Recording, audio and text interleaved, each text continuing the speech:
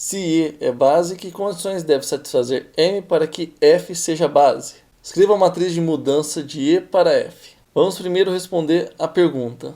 Vamos encontrar as condições para que M faça com que F seja uma base.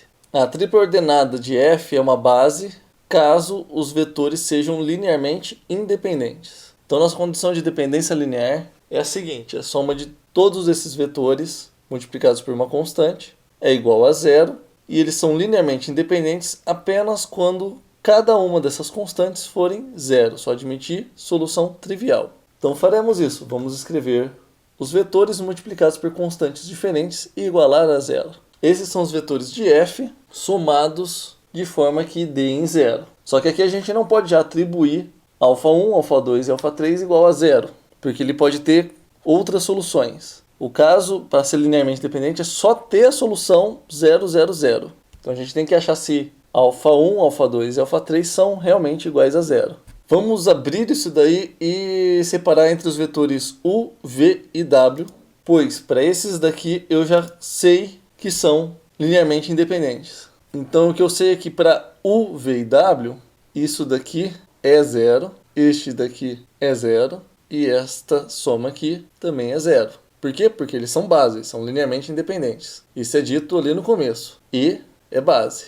Já que cada um desses daí é zero, eu consigo montar um sisteminha de 3 equações, onde eu quero descobrir quem é α1, α3 e α2. Da primeira equação, eu já tiro que α1 é igual a menos α3. E usando essa condição, eu reescrevo as duas equações sem o α3. Ou seja, α1 mais m α2 é igual a zero e menos m α1 menos α2 é igual a zero. Agora a gente tem que resolver esse sisteminha de duas equações apenas. E aqui eu tenho duas maneiras de resolver. Uma para encontrar o α1 e outra para encontrar o α2. Para encontrar o α1, a gente tem que multiplicar aqui embaixo por m. Então a gente fica com m ao quadrado, um m multiplicado o α2. E na hora que eu somar a primeira equação com a segunda, o α2 corta com o α2 e a gente tem uma equação que é 1 menos m quadrado α1 igual a zero.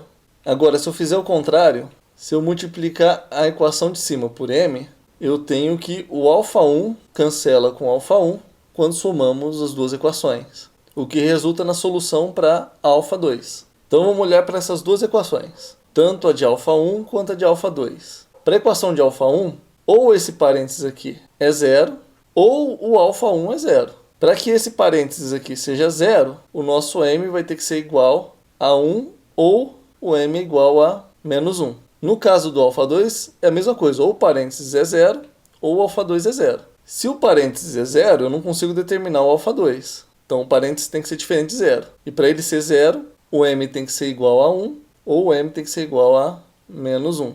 Mesma coisa que na equação de cima.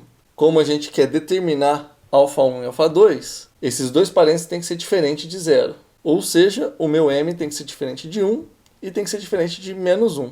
Se for resolver de uma forma mais formal, não escreva a solução dessa maneira. Escreva separado, m diferente de 1 e m diferente de menos 1. Assim, se m é diferente de menos 1 e de 1, esse parênteses não é zero, esse parênteses não é zero, e o que precisa ser zero é o α1 e o α2. E se o α1 é zero, o α3 também é zero. E aí a gente tem a solução trivial apenas como solução do nosso problema, e F é base. Agora a segunda parte do nosso problema é escrever a matriz mudança de base EF. Para isso pegamos o primeiro vetor da base F e separamos ele verticalmente, onde a gente tem 1 multiplicado U, 1 multiplicado V e 0 multiplicado W. Para o segundo vetor a gente tem U multiplicado por 0, V multiplicado por M e W multiplicado por menos 1. E por fim, a nossa terceira coluna, a gente tem 1 multiplicado por U, 0 multiplicado por V e M multiplicado por W. Então a nossa matriz mudança de base, seguindo a definição de matriz mudança de base, é esta matriz aqui. Até o próximo tutorial.